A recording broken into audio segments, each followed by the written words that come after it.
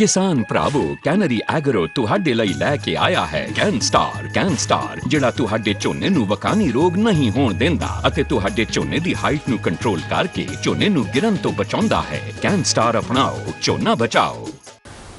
नमस्कार, आप सभी का बहुत बहुत स्वागत है। हरियाणा से राजनीति से जुड़ी एक बड़ी अपडेट है, चूँकि हरियाणा में विधानसभा चुनाव के ऐलान के बाद ही तमाम जो राजनीतिक पार्टियां हैं वो अपने चेहरे उतारने में जुटी है।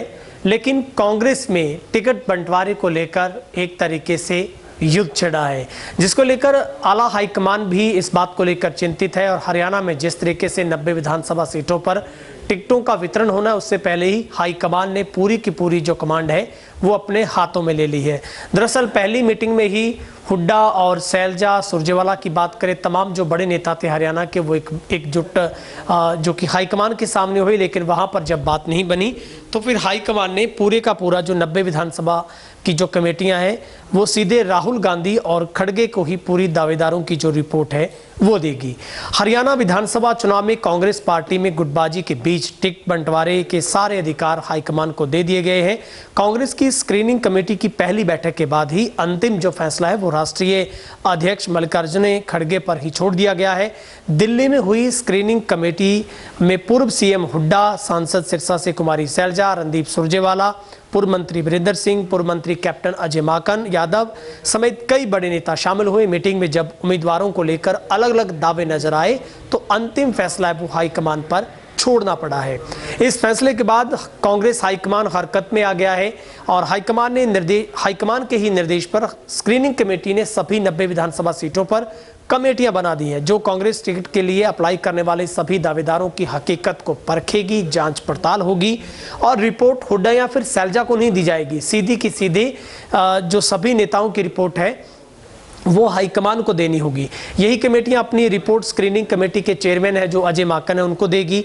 माकन इस रिपोर्ट को सीधे फाइनल लिस्ट करने के लिए राहुल गांधी और जो कि मल्लिकार्जुन खड़गे के पास है, जो मीटिंग में भेज देंगे।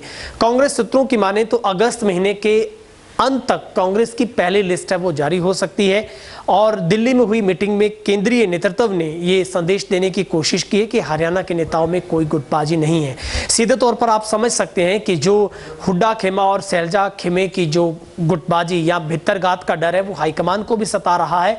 और ऐसे वक्त में जब 5/5 के बाद लोकसभा चुनाव से उत्साहित कांग्रेस किसी भी तरीके से किसी खेमे पर अब बिल्कुल निर्भर नहीं रहना चाहती है और सीधे तौर पर हाईकमान ने इस बात को तलख टिप्पणी में कहा है कि हाईकमान है वो इसी के ऊपर आखिरी जो फैसला लेगा। लेकिन मीटिंग की वजह ये रही कि मीटिंग में पूर्व में सीएम रहे हुड्डा, कुमारी सैलजा, रणदीप सुरजेवाला, कैप्टन अभिमन्यु, प्रभारी दीपक बाबरिया, उदयभान एक साथ बैठे हुए दिखाई दिए और एक साथ बातचीत भी की है। बैठक में यह भी तय हुआ कि कांग्रेस प्रदेश चुनाव समिति के जो टिकट चाहने वालों के नाम स्क्रीनिंग कमेटी को विचार के लिए भेज सकते हैं। ये नाम उन उम्मीदवारों के अतिरिक्त होंगे जिन्होंने आवेदन शुल्क देकर आवेदन किया। और आपको याद है कि इसी निर्धारित प्रक्रिया के तहत 2500 से ज्यादा जो आवेदन है वो 90 विधानसभा हलकों से भेजे गए हैं। और राहुल गांधी ने यह कहा है कि महिलाओं को भी टिकट देने की वकालत उन्होंने की है। 26 अगस्त से स्क्रीनिंग कमेटी की बैठकें शुरू होंगी। 23 अगस्त तक प्रदेश चुनाव समिति के सदस्य जो पीसीसी और स्क्रीनिंग कमेटी के अध्यक्ष को उम्मीदवारों के नाम सौंपे जाएंगे। 2 दिन पहले अखिल भारतीय कांग्रेस कमेटी की एक बैठक हुई जिसमें राहुल गांधी ने विधानसभा चुनाव में महिला उम्मीदवारों को प्रमुखता देने का भी सुझाव दिया है। और हरियाणा कांग्रेस की इस स्क्रीनिंग कमेटी की बैठक में यह भी निर्णय लिया गया है कि पार्टी दागी लोगों से दूर रहेगी और स्वच्छ छवि वाले नेताओं को ही पार्टी टिकट देगी। कुछ नेताओं ने यहां तक कहा कि अगर सर्वे में खराब छवि वाले नेताओं के नाम भी होंगे तो उन्हें टिकट नहीं दिया जाएगा। तो हरियाणा कांग्रेस प्रभारी दीपक बाबरिया ने कांग्रेस से चुनाव लड़ने को लेकर विनेश फोगाट को कहा है कि अगर वो आना चाहती है तो फोगाट का यहाँ पर स्वागत है। तो हरियाणा में अब लगातार जो कांग्रेस है वो स्ट्रेटजी बनाने पर जुटी है और 90 हलकों में और जिस तरीके से गुटबाजी से कैसे बचा जा सकता है, किस तरीके से निष्पक्ष तरीके के साथ बिना किसी विरोध के, विरोधाभास के बिना और कांग्रेस के तमाम शीर्ष नेताओं को एक साथ रखकर बिना किसी भेदभाव के, बिना किसी नाराजगी के, निराशा के कैसे टिकटों का बंटवारा हो, कैसे वितरण हो, इसी बात को लेकर पूरी की पूरी रणनीति है वो कांग्रेस बनाने में जुटी है।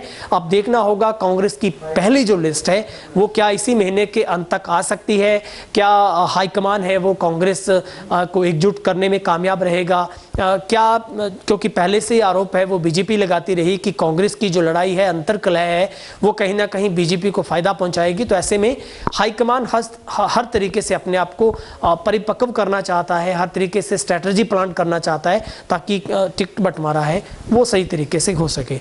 आपकी राय देखेंगे कमेंट सेक्शन में। बहुत बहुत शुक्रिया।